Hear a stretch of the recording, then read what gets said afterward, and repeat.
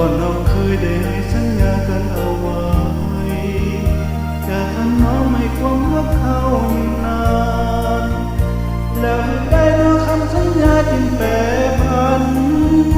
ให้แบ่งปันกันหากเขาไม่เหลือเจ้าก็รู้ว่าไอ้ฮักเจ้าเต็มใจหมดทั้งกายยังฮักเจ้าทุกนาทีด้วยเหตุใดเจ้าทำให้อายเสื่อมสีหรือเจ้ามีฮักใหม่ที่ดีกว่าอายหากเจ้าไปไอ้ขอให้เจ้าได้ดี